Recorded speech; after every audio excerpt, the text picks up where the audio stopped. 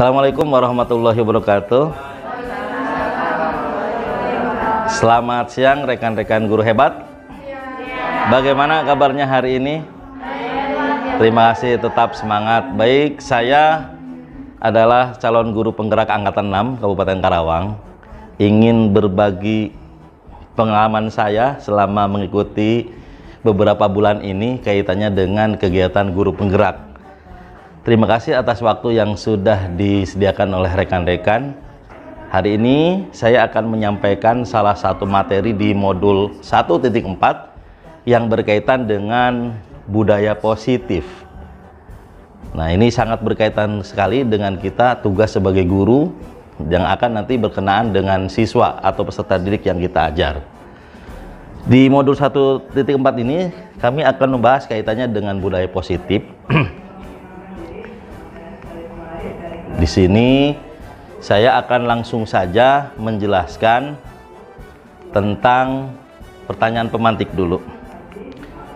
Bapak Ibu, saya akan bertanya, boleh silakan bebas untuk menjawabnya, setuju atau tidak setuju. Yang pertama dengan ada pernyataan begini, hukuman dapat mendisiplinkan anak. Ada yang setuju, acungkan tangan. Hukuman dapat mendisiplinkan anak. Bagi rekan-rekan yang setuju, acungkan tangan, silakan. Raise hand-nya. Pak Yayat. Yang lainnya yang tidak setuju? Tidak setuju. Yang tidak raise hand? Bingung? Pak Yayat, menurut Pak Yayat tadi hukuman mendisiplinkan anak. Anda setuju? Apa alasannya?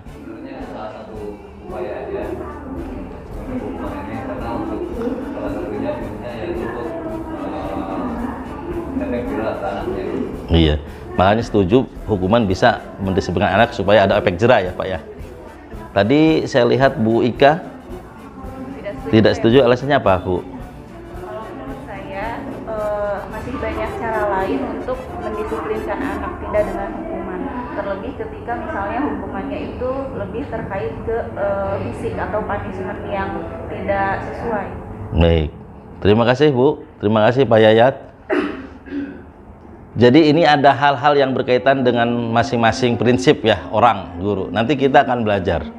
Kemudian ada yang pernyataan yang kedua, pemberian hukuman dengan hal positif seperti membaca atau membersihkan halaman sekolah dapat meningkatkan disiplin anak. Ada yang setuju? Katanya ada hukuman mendidik. Barangkali ini salah satu contoh apakah ini hukuman mendidik. Misalnya ada anak yang berlaku pelanggaran, kemudian dihukum dengan hal positif, membaca, disuruh membersihkan halaman, kamar mandi atau WC. Bapak Ibu, setuju atau tidak setuju? Jeng Eni? Setuju tidak setuju?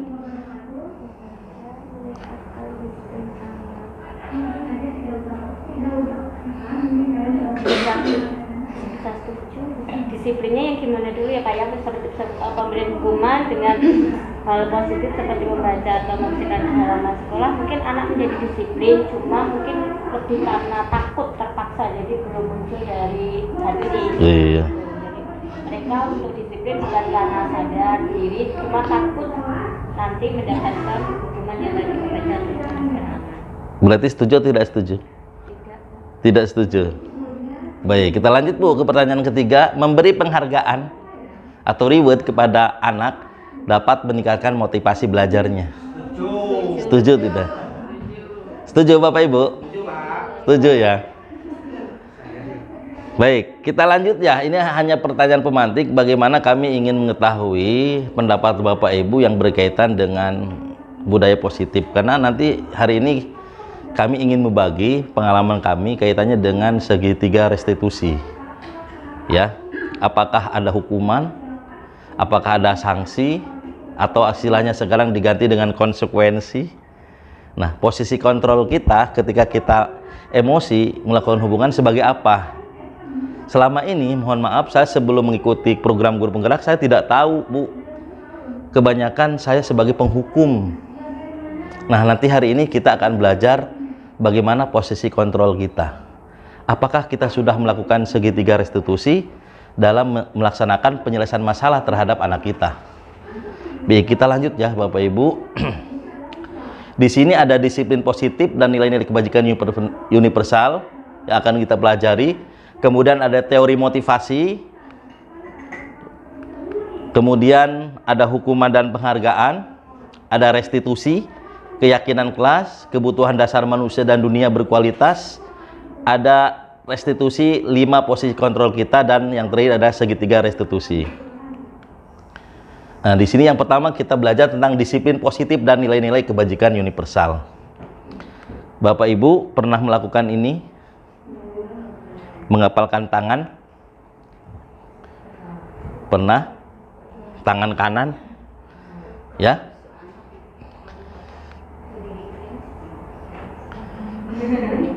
Kalau iya, kira-kira ketika kita menghafal tangan, ada teman yang menyuruh untuk membuka, kita bagaimana posisinya, Bu?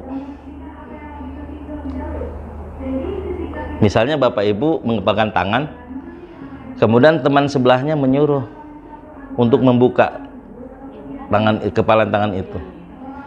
Ibu nurut atau bagaimana? Ya, tergantung kepalanya apa dulu, kalau iseng gini buka Gitu. Oh ya. Tergantung konteksnya ya. Baik. Ini tentang ilusi mengontrol guru sebenarnya ya.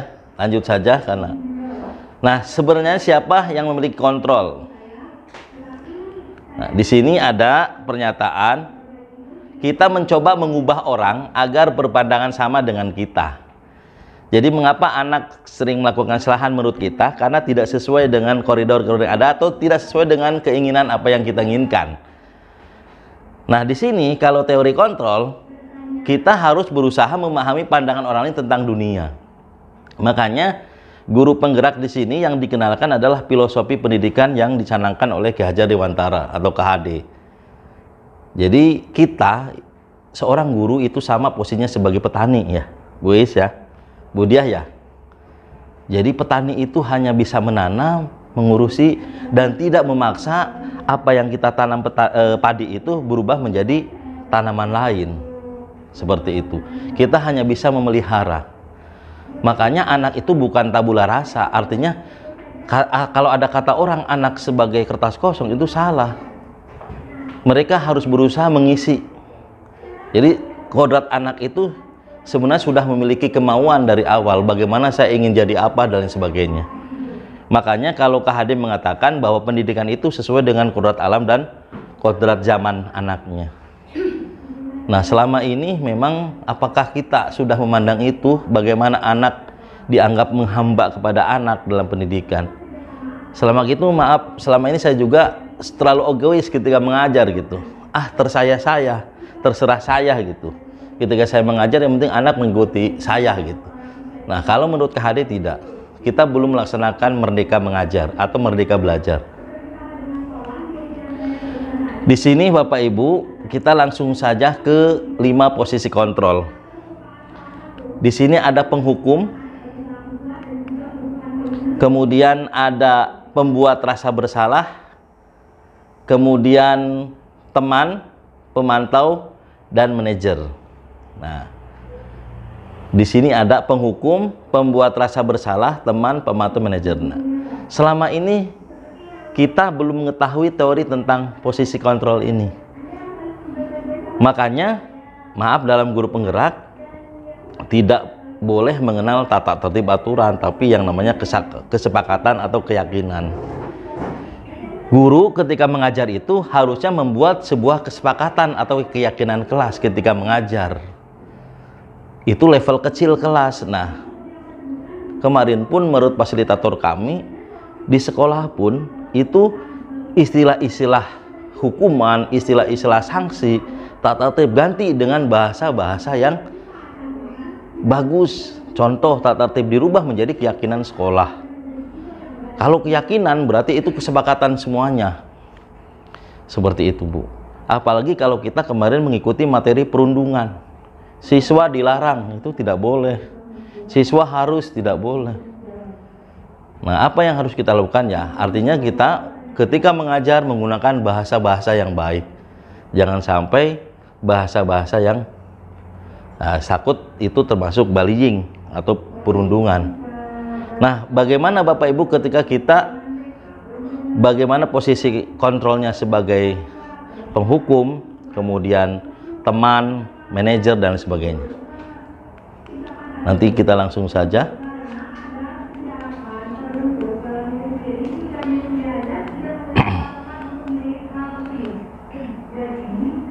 Nah, ini kita ingin mengetahui dulu perbedaan hukuman dan konsekuensi. Hukuman, sesuatu yang menyakitkan harus terjadi, ini hukuman. Kalau konsekuensi hanya sebatas sesuatu harus terjadi.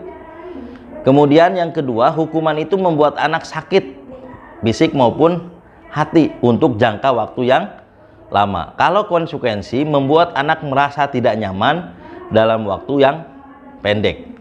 Kemudian yang ketiga, hukuman anak akan membenci kedisiplinan. Kalau konsekuensi, anak menghargai disiplin. Kemudian hukuman bersifat paksaan, tapi kalau konsekuensi itu stimulus dan tanggapan. Selanjutnya, hukuman mendorong anak menyakiti diri sendiri, sedangkan konsekuensi mendorong anak agar mudah menyesuaikan diri. Kemudian hukuman konsep diri yang buruk, sedangkan konsekuensi adalah konsep diri yang baik. Kemudian hukuman anak belajar untuk menyembunyikan kesalahan, untuk konsekuensi anak belajar untuk mematuhi peraturan. Yang terakhir, hukuman marah, rasa bersalah, dipermalukan, merasa tidak dihargai. Ini saya yakin yang dialami orang yang mendapatkan hukuman. Sedangkan konsekuensi adalah bisa merasa kehilangan hak, dibuat tidak nyaman, diasingkan untuk sementara.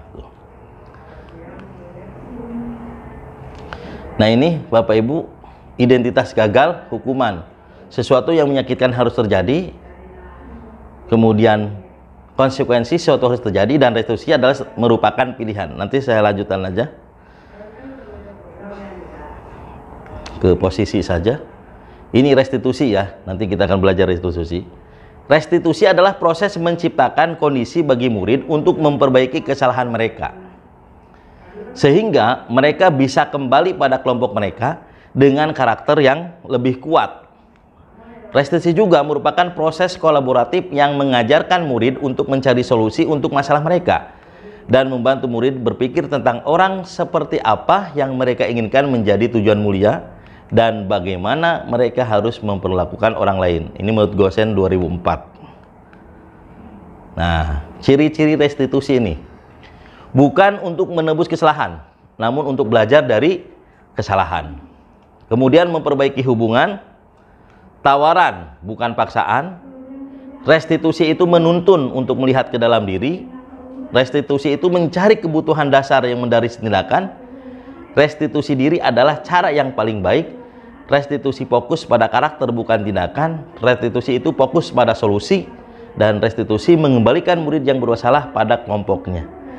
Jadi kalau kita memilih antara hukuman, konsekuensi, restitusi, nah setelah kami mempelajari di guru penggerak, jadi dalam pelakuan kepada siswa atau anak didik kita harus melakukan restitusi, bukan hukuman, bukan konsekuensi, tapi adalah restitusi. Nah, ini tentang keyakinan kelas, budaya positifnya. Ya, ini tabelnya Bapak Ibu. Saya langsung saja.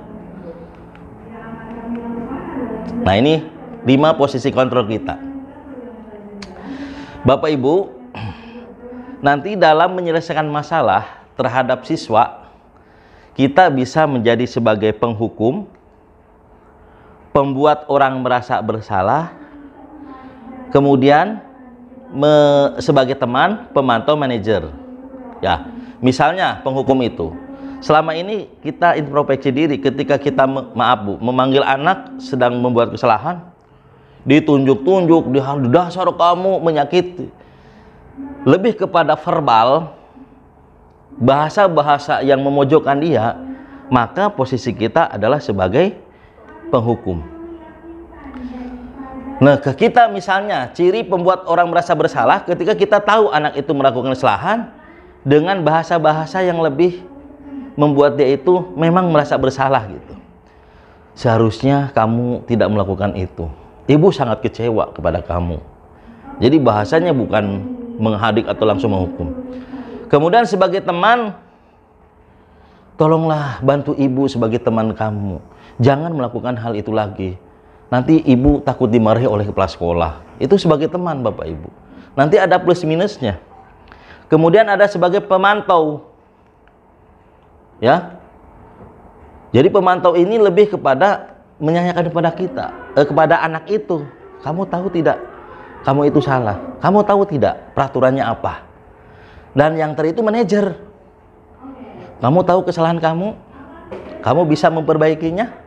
Jadi lebih anak itu dibawa mencari solusi, bukan pada kesalahan yang ini. Tapi saya tanya, apakah setiap satu kasus kita harus milih satu posisi kontrol? Tidak mungkin. Kadang kalanya kita bisa sebagai penghukum. Ada kalanya kita bisa menjadi pembuat orang merasa bersalah. Kita posisinya di SMK. Karakter anak beda-beda. Posisi juga kita beda. Ya, kita mengetahui anak yang sering tawuran, masa manajer, kamu tahu tidak, kan begitu.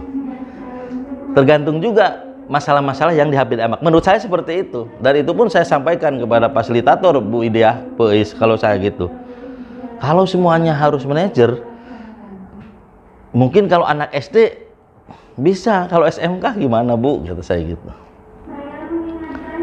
Lanjut Bapak Ibu. Nah ini pernyataan-pernyataannya ini. Saya kecewa sekali dengan kamu. Ini pembuat orang merasa bersalah. Kamu tidak pernah benar melakukannya. Ini penghukum. Ayolah, lakukan demi ibu bapak. Ini sebagai teman. Kemudian, apakah kamu mendapatkan stiker bintang hari ini? Ini pemantau. Bagaimana kamu bisa menyelesaikan masalah ini? Manajer. Dan kamu selalu yang paling terakhir. Ini sebagai penghukum. Nah, ini segitiga restitusi. Pertama, kalau kita misalnya mendapati seorang siswa, anak murid kita melakukan sebuah kesalahan, yang harus kita lakukan adalah menstabilkan identitas. Ya, menstabilkan identitas. Ditanya dulu, dikonfirmasi. Jangan sampai kita memfitnah atau menuduh anak murid kita tergantung dari kesalahannya, ya. Nah, ini guru berkata, ini menstabilkan identitas ini Ibu. Contohnya ini, menstabilkan identitas. Untuk membuat anak yang merasa gagal karena berbuat salah menjadi positif terhadap dirinya. Jadi langkah pertama dalam segitiga restitusi adalah menstabilkan identitas. Guru berkata, nah, berbuat salah itu hal yang manusiawi. Tidak ada manusia yang sempurna. Bapak Ibu juga berbuat salah, kita pasti bisa menyelesaikan permasalahan ini. Bapak Ibu tidak tertarik untuk mencari tahu siapa yang benar, siapa yang salah. Tapi Bapak Ibu lebih tertarik untuk menyelesaikan masalah. Nah ini, jadi menstabilkan identitas dulu. Apakah selama ini kita menggunakan bahasa ini? Jeng, gimana? Mungkin di BK biasa ya Bu ya. Tapi kalau guru gimana? Iya, lebih kepada penghukum. Jadi kita belajar di guru penggerak itu bagaimana bahasa-bahasa itu, verbal ini diperbaiki, menstabilkan identitas masuknya. Selanjutnya Bapak Ibu, yang kedua adalah validasi kebutuhan. Membantu murid mengenali basic need atau kebutuhan dasar yang ingin dipenuhinya ketika melakukan kesalahan itu. Jadi pada dasarnya setiap tindakan manusia tujuannya adalah memenuhi basic needs. Apakah itu power, freedom, love, and belonging, fun atau survival. Jadi guru berkata, kamu bisa saja kan melakukan hal yang lebih buruk, tapi kamu tidak melakukannya kan? Kamu pasti punya alasan mengapa melakukannya. Apa yang penting bagi kamu? Kamu boleh berusaha tetap menjaga sikap itu, tapi tambahkan sikap yang lain yang baru. Maukah kamu belajar cara lain untuk mendapat yang kamu butuhkan tanpa harus memukul? Apakah kamu bisa melakukan dengan lebih baik besok? Jadi bahasanya seperti ini. Ini adalah validasi kebutuhan. Nah, yang terakhir, yang ketiga adalah menanyakan keyakinan. Anak melihat kesalahannya dihubungkan dengan nama sosial dan nilai-nilai yang mendasari manusia berintegrasi dengan orang lain. Nah, guru berkata, apa nilai yang kita percaya di kelas sekolah kita? Nilai-nilai universal apa yang telah kita sepakati? Kelas yang ideal itu seperti apa sih? Kamu ingin jadi anak seperti apa? Apa yang kamu rasakan ketika kamu melakukan itu? Kamu menjadi orang yang seperti apa? Ini lebih kepada siswa diajak berbicara untuk mengingat kesepakatan atau keyakinan yang sudah disepakati. Nah, kita langsung ke refleksi Bapak Ibu. Jadi setelah apa yang tadi saya sampaikan, artinya saya memberikan sedikit materi yang telah kami dapatkan di guru penggerak. Yang pertama, hal baru apa yang menggugah permulaan Bapak Ibu setelah mendapatkan materi ini? Bu Deis, gimana Bu? Saya ada dapat ilmu ya, dari pembelajaran ini tentang pendidik anak seperti apa gitu. Ya. Kalau dilihat dari 5 posisi kontrol, Bu Deis sering sebagai apa Bu? Penghukum, pembuat merasa bersalah, teman, pemantau, atau manajer Bu selama ini? Kalau Bu Deis sepertinya halus, pemantau Bu, pemantau. Sebagai teman ya. Kalau Bu Yanti gimana? Gimana Bu Yan? Kalau berdasarkan posisi kontrol, berdasarkan pengalaman saya menjadi guru, saya menempatkan diri sebagai teman. Teman Bu, oh gitu. Kalau Bu Yati apa Bu? Gimana Bu Yat? Teman, teman ya. Kalau Pak Dewi? Kalau di awal ketika ada kasus terhadap siswa, ketika awal anak melakukan kasus, Iya. biasanya bentuknya saya hukuman dulu Pak. Ketika penghukum. Kemudian hal itu berulang, itu kita posisikan kita itu sebagai teman, biar lebih terbuka anaknya. Oh ya. Terima kasih. Pak Kusirin? Penghukum? Penghukum? Iya. Kalau Bu Sinta gimana? Sesuai dengan posisinya seperti itu. Posisi. Oh iya. Kalau masalah hukuman saya kira enggak. Kita akan kadang memberikan sesuatu yang contoh yang baik, kemudian baru baik itu kita rangkum. Tentunya memang kalau saya dalam masa itu ya mungkin karena saya sudah terbiasa ngomongnya cacat mungkin, sehingga kadang anak juga salah mengartikan apa yang saya sampaikan. Tapi kalau saya berusaha semaksimal mungkin bahwa kita bersama-sama, bahwa saya memposisikan sebagai teman. Baik, terima kasih Bapak Ibu atas waktunya hari ini. Semoga dengan materi yang telah kami berikan ini menjadi tambahan ilmu dan kita introspeksi diri, apakah kita selama ini mengajar sudah sesuai dengan tupoksi kita sehingga kita bisa menjadi guru yang dirindukan ketika tidak ada dan dikenang setelah tiada, kan gitu. Terima kasih. Terima kasih pada rekan-rekan guru hebat atas waktunya. Saya akhiri. Assalamualaikum warahmatullahi wabarakatuh.